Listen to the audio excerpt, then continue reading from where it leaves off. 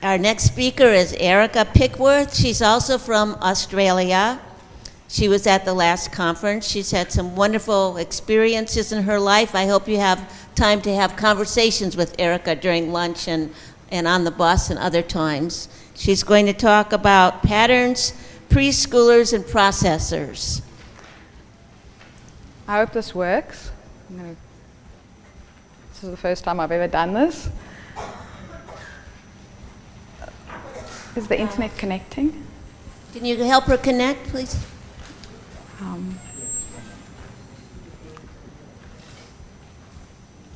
Hang on. It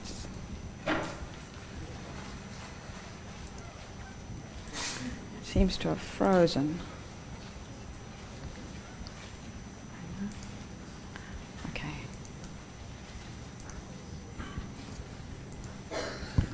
Oh, it's not making the sound, unfortunately. The sound that it was supposed to make was that brrr sound that that I grew up with, and that was what I used to. It was this sound that, for my generation, represented internet, computers, and cyberspace, but it didn't work. So I find it quite interesting and fascinating how patterns and recurring and sorting is coming up. Well, I guess with the sorting pattern, that's where we would have gone. And when I got the opportunity to talk at this conference, I was quite stunned. I'm not even finished my first degree yet, so this was something that was quite scary. But then in my decision, I saw this quote, and I thought, well, if he says say yes and learn later, well, you guys are my learning process. So I said yes, and I'm learning later. In this session, we'll be doing 2 activities, and I will give you a short version of my journey as to where I am at this point. If you look at these pictures, what do you see in common in these pictures?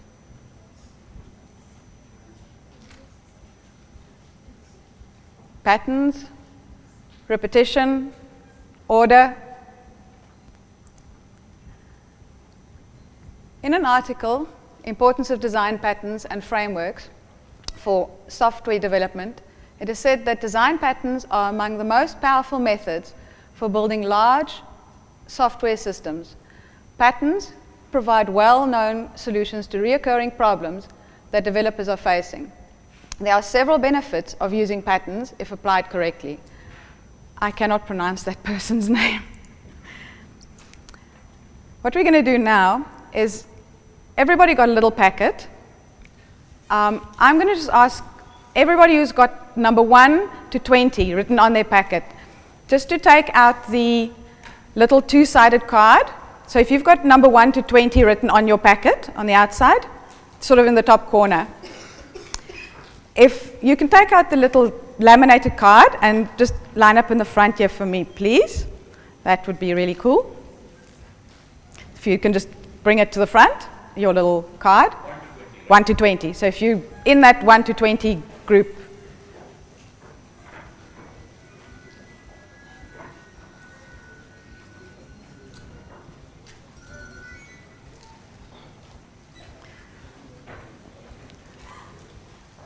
What I want you to do is look at your cards, and between the group of you, I want you to make a 2-pattern, a human necklace. So you would pretend that that is a bead, and you would, as if somebody at the end there has a needle, he'll be going through, connecting the beads in a line, but it has to be 2 colors. So you have to look at your colors of your little card and figure out which 2 colors would you be able to make a pattern with. So if you looked at your cards, you'll all have to stand together and look at what colors cards you've got to decide which 2 colors will be able to make a string. Would you guys join them? Because everybody has to join together to just a 2 color. So if you've got white and black, then let's start with the first one. Say white. And the next one should then be black. And then white.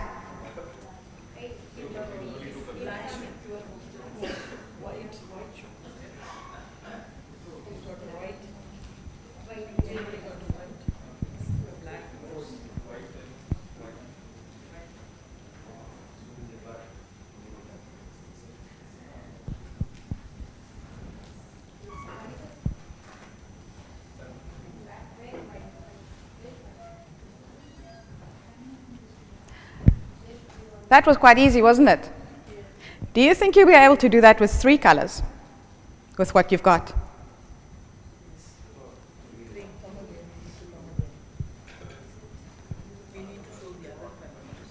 You can use the black or white as well. You can use any color that you have, but can everybody try and make 3 colors? So you can, between all of you can choose 3 colors and see which 3 colors you'd be able to make a pattern.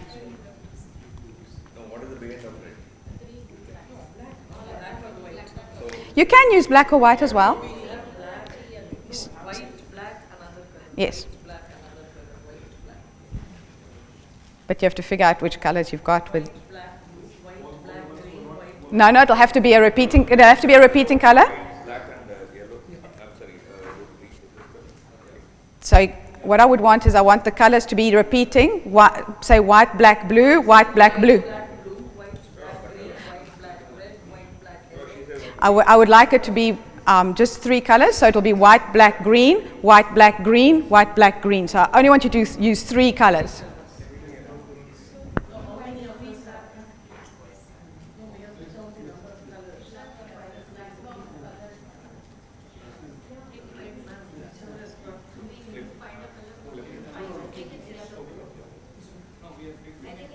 The rest of you can, in your lines, try and see if you can do a similar thing, or sort of in groups. Take your cards out and try and see if you can,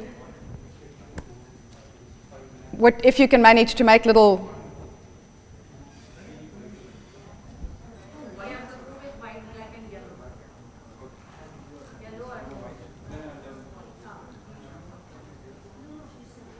You can do it in your lines or in your groups. So you can use any of the 2 colors, and you can, in your line, sort of go black, white, and what color have you got? Black, white, or you could choose, you can in the circle here try and do colors, see what you come up with.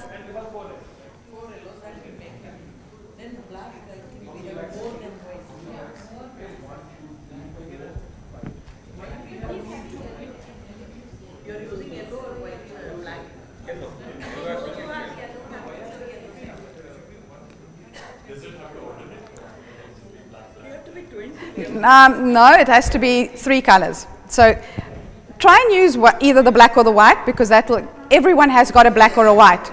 So if you go,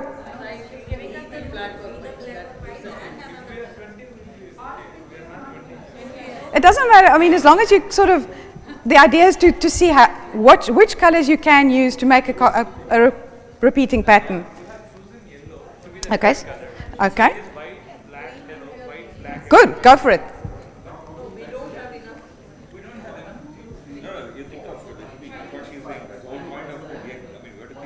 Yeah, figure it out.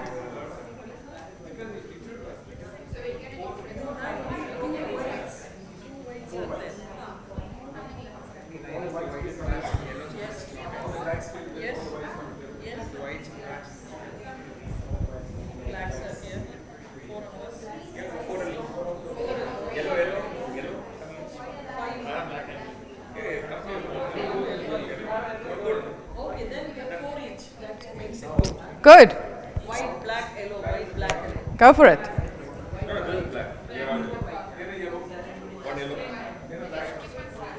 White, one white. Okay, so 1 black, 1 yellow, 1 black, 1 black, and 1 yellow. 1 black. So now white. Right, yep.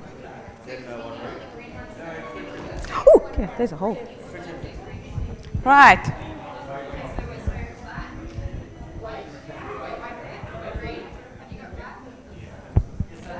Right, have a look at what they've done. You can go sit down again. Thanks. You can go sit down again. Everybody can sit down again. In that exercise, what skills do you think we practiced? What?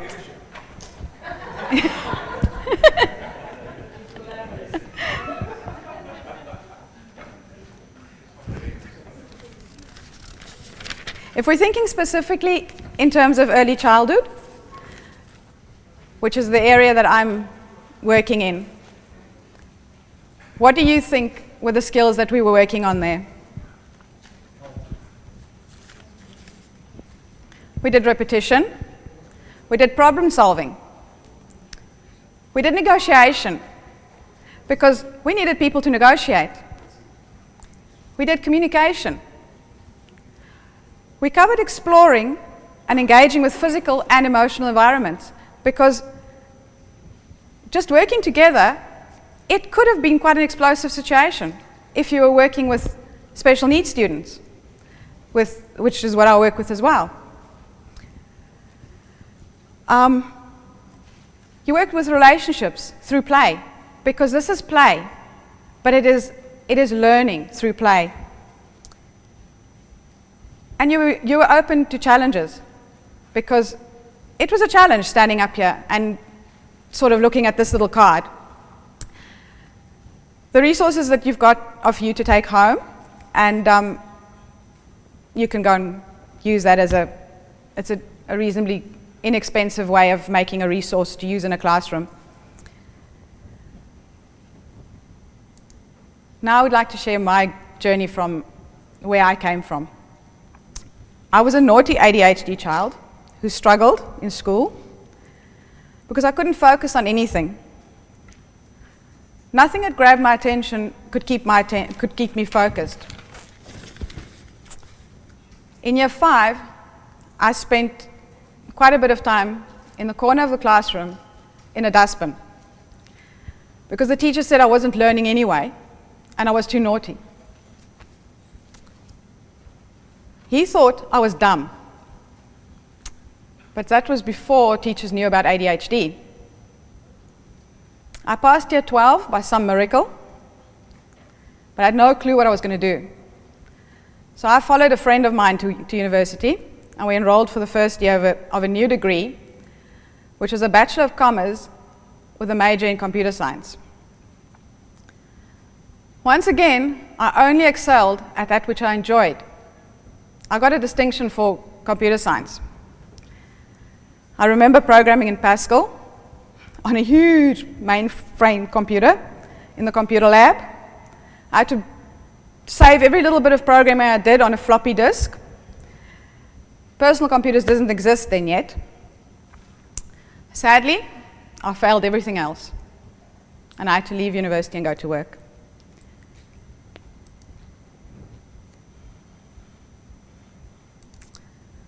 Fast forward to 2009, I'd been home educating my own children for 5 years before immigrating to Australia in 2009.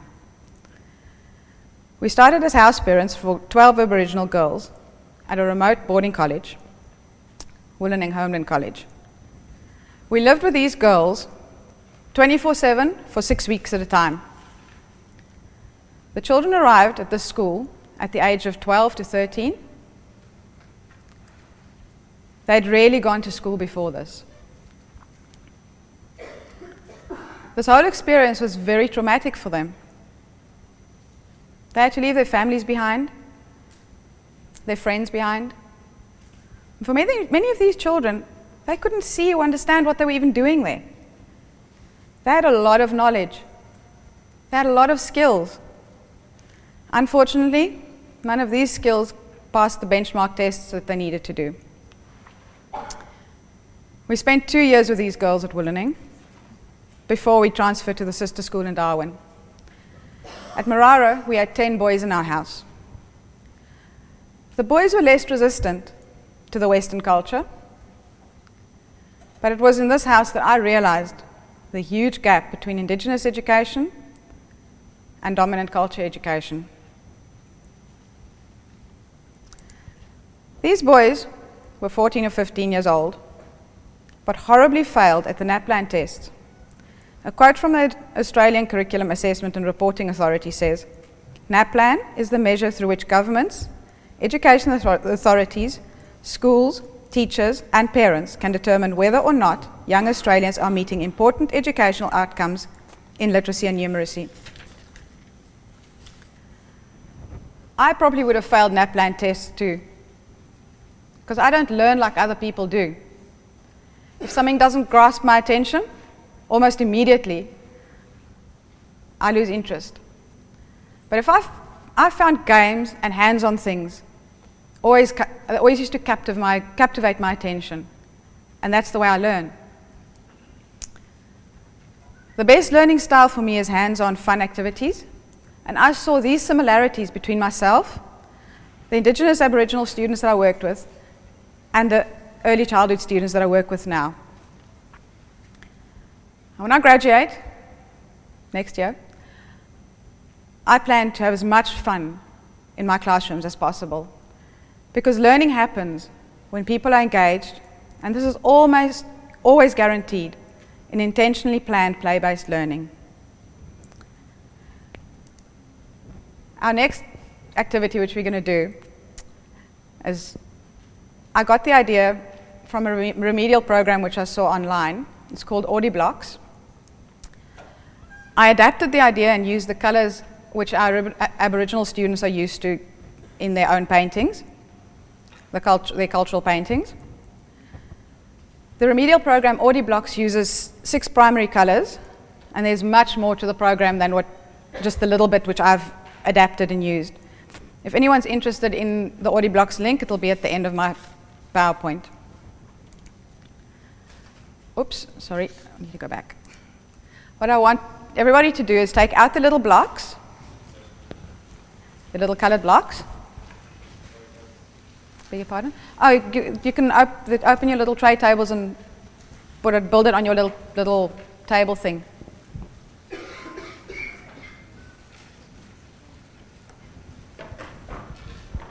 You can just pull up the little table and put it in front of you on your little table. What I'm going to do is I'm going to show you a pattern on the screen, and then I'm going to remove it. Do not build the pattern while I'm showing it on the screen.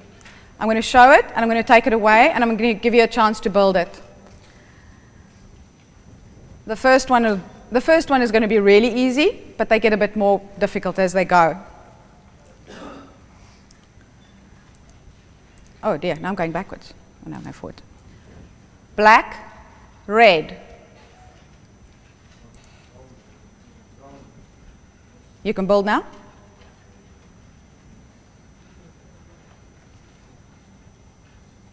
Okay, got it right? Ready for the next one? Black, yellow, orange.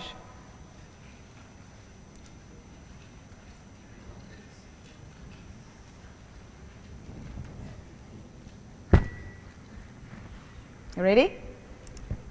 Got it right? Next one. Green, black, red.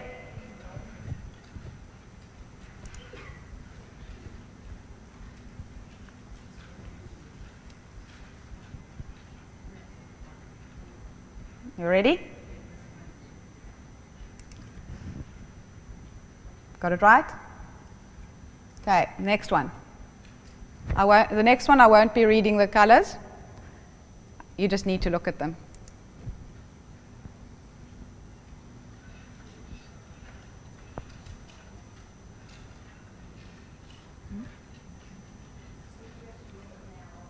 No, now you can build it. You can build it now?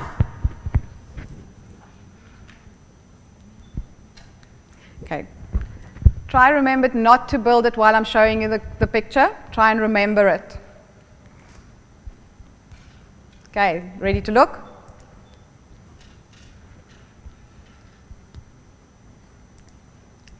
Okay, the next one.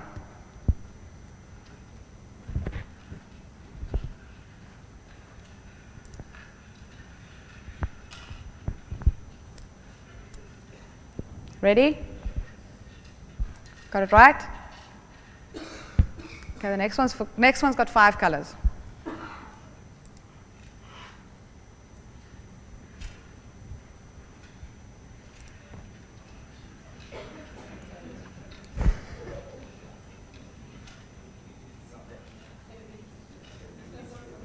Are we ready?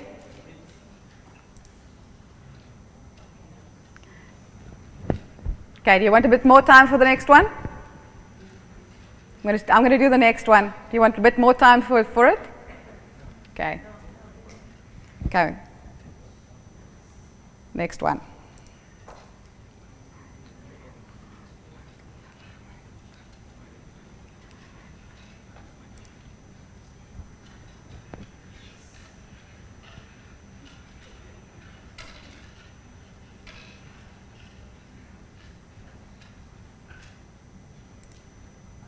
Got it right?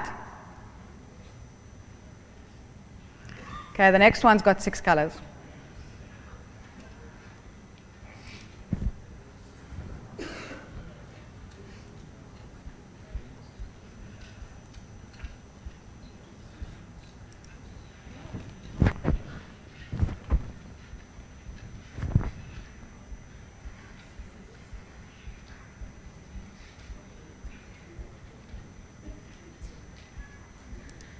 Got it right?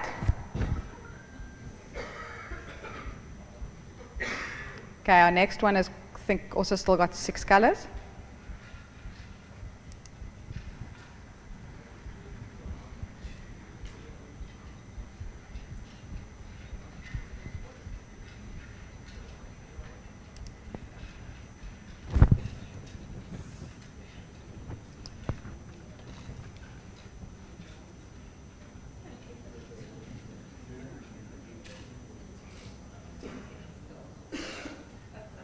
You ready?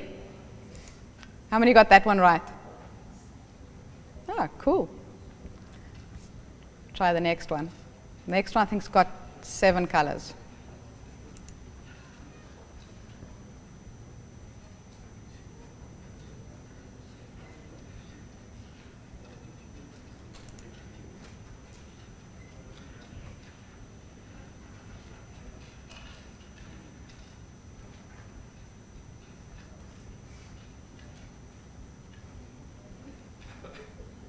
Ready?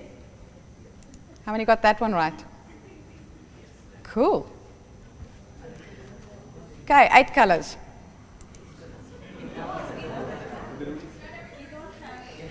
Ah, sorry. For 8 colors, you're going to have to work with the person next to you. Or somebody in front of you, or somebody behind you.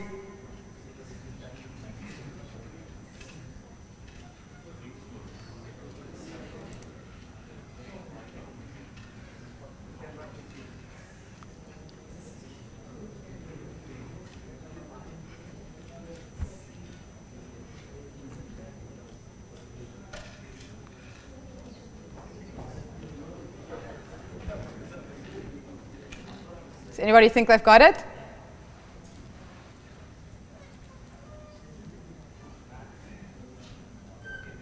Let's have a look.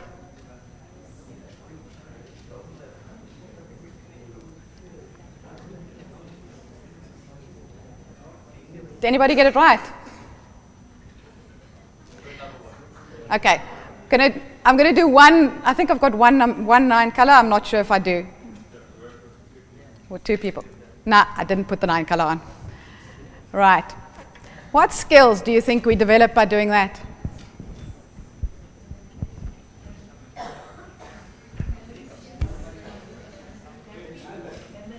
Memory?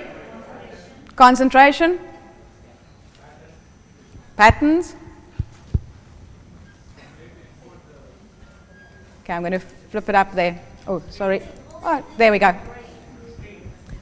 Got concentration, accurate perception, visual discrimination of color, foreground, background, form, size, position in space, visual analysis and synthesis of position in space, auditory discrimination of foreground, background, and position in time, the auditory analysis and synthesis of position and time, The first three, I also gave you the words. That's why I said the words, so that it was also auditory at that space, and it wasn't just visual.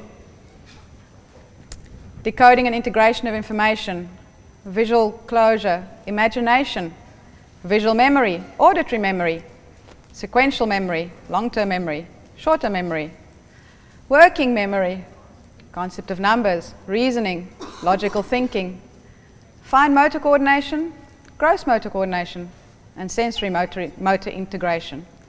It's a multi-sensory way of learning. And for people like me, who have ADHD, you need a multi-sensory way of learning. You need to be able to feel it, you need to be able to hear it, you need to be able to see it, and it needs to be constantly moving. If you're working with children who have autism or any other special need, it is very important to look at all the different ways that they learn and to integrate all these kind of things into its play. They think they're playing, but it's actually learning. Thank you very much for attending the session, and thank you for allowing me to be here. Thank you, Erika. Are there any questions? Yes. I think I found one more thing that you didn't mention at the end, which is strategy creation. Awesome, yes. I can add that to my Matt. list. Something I'm interested in is how to foster kids developing schemas, sort of systems of, as you increase the complexity. And I think you really skillfully built that up, and kids would develop a schema, like a system for remembering almost without realising it. And I think a really important part of a teacher's role is to get the kids to reflect on their process of thinking, which is really their schemas. And I think that's a really powerful example that you've chosen to do. So thank you. Thank you. It's worth looking up Audie Blocks. It happens to be a South African company, but they are international. It's actually a system that has been around for a while, but it's used mainly in remedial education and dyslexia and ADHD and the various special needs, and they use multisensory ways of doing it. Jam? Yeah, so I would like to know, are you able to get kids to talk about these things as well? I mean, apart from doing, Yes. it's very important for kids to talk, so how do you get... When we, in one of the examples, one of my pictures, I think that one, oh dear, I've pulled it out. Where did it go? I did that with the little cards. I did that with the preschoolers that I was working with, and while they were building it, I was talking to them about what they were doing. I was listening to what they were saying. It was very interesting to listen to their conversations. It was very similar to the conversations I heard up here in, which one comes now? Which one have you got? Which one must I put down next? And just the whole interaction of what they were doing. Yeah, that's part of how I work with preschoolers and children with special needs.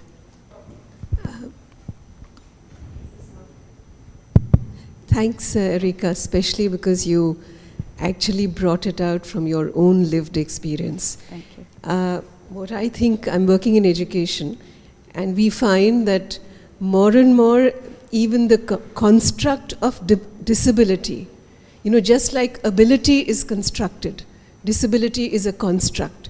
And we find that especially in mathematics, we find that more and more labels are coming in to absolve ourselves, to absolve curriculum developers, teachers, textbook writers of how really math should be taught to all children, differently abled children. So we create these labels, and I was shocked that there are some people who are doing research in our country who claim that 35% children have dyscalculia. I mean, these are shocking things, but it's being done most insensitively because we don't understand how all children coming from very, very different, disadvantaged, diverse backgrounds, cultural backgrounds, how they can do maths. And rather than doing that, we are inventing these disabilities. I know that, attention deficit disorder has had a long history, but a lot of critique also has come to that. Because children are being medicated for that. Now, rather than saying that, it's our challenge and it's a right for every child to learn, we are falling back more on what is called remedial. Yes. In our context, in our struggle for education, we find this a terrible word. We don't use it. We've started getting the government systems to stop using the word remedial because it shows that there's a deficit, there's an illness in you, and then you are being given a remedy. So, I'm just saying that our struggle is even greater. I think if you look at not necessarily using the word remedial, but actually knowing that because people learn differently, we need to use different ways. Absolutely. And maybe 10 years ago, the word remedial was the word to use. However, the techniques which were used for remedial education should be pulled into normal education now. Yes. So that every child has the opportunity of a broad way of learning. Absolutely. Because it's, for a child who has dyslexia, if you had a dyslexic-friendly classroom, it will not only help the dyslexic child, it will also help every other child.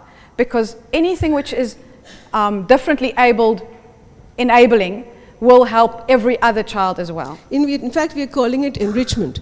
Enrichment for everyone. Any child doing anything would love to have some enablement or some enrichment. And so not making these hierarchies of remedial being for those who have been labeled as low ability for whatever reason. Because in our country and in our context, as many of us will be speaking about it, the majority tends to fall within that, for whatever reason. I didn't want to be labeled, and I didn't get a label right through school. It was only recently when I'd been investigating it because I work with special needs students, that I went to see someone and yes, I ticked all the little boxes. The only thing that was good for me was to realize that the reason why I fell apart earlier in my life wasn't because I was dumb. It was because I hadn't been given ways to learn, which now I'm being given. Thank you. I just wanted to comment that I liked your cartoon, and I wondered how far you would go with that, because it seemed to suggest that one math curriculum for all is profoundly untrue. I would suggest that in the sense that everybody should be given the opportunity to learn everything, but it shouldn't all be forced down in the same way. Working with the Indigenous students that we worked with, they used an accelerated numeracy system or literacy system, which that was the way that they were teaching the children. And it was this one way of learning, and that wasn't necessarily how the boys were learning. They could probably all learn the concept, but not all in the same way.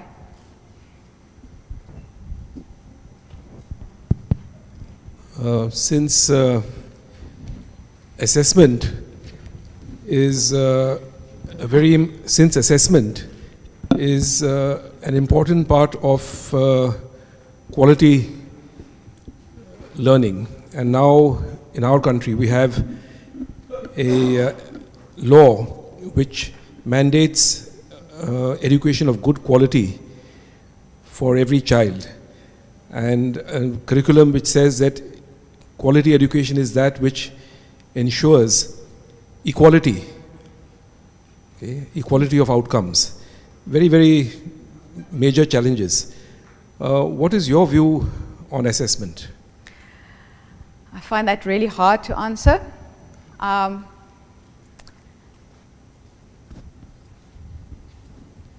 Benchmark assessments are necessary. I agree they are necessary. My view of it is that having benchmark assessments as a tool to see where everybody fits is good. However, I don't think it's good to label children as, well, you didn't make the mark and therefore you just, well, you know, we'll just shift you into this little corner or whatever. In early childhood, it's a bit easier to do your assessments because the assessments are generally worked on observations and on photographs and video clips. So in order to see whether a child could do something, it's often by way of either anecdotal notes or actually just observing or talking to the children. However, the older the children get, the harder it is. And like I said, it's a question which is really hard for me to answer because it is necessary, but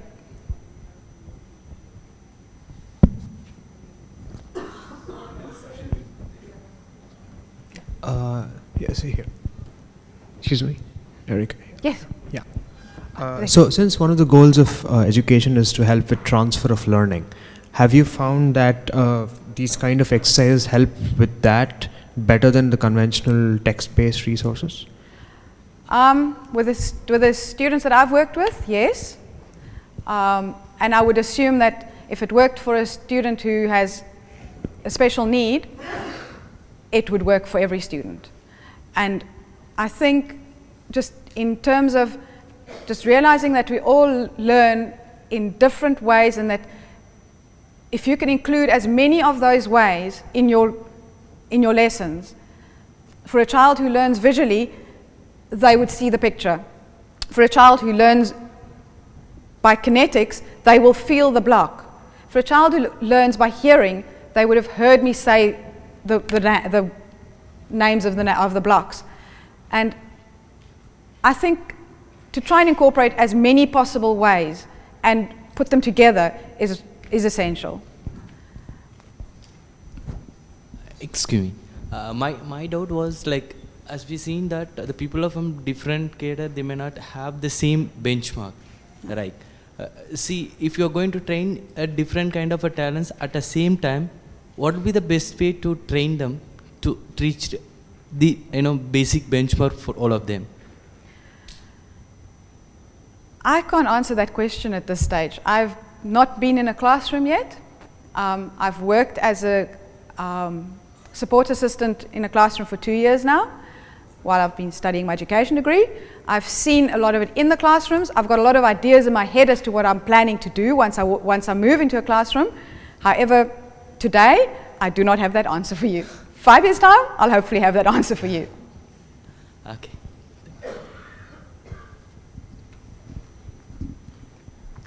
How about approaches like Montessori's? Is that related? Is it I've just looked very briefly at Montessori, and that is one of the things which as soon as I finish this degree, that's the next thing I'm looking at.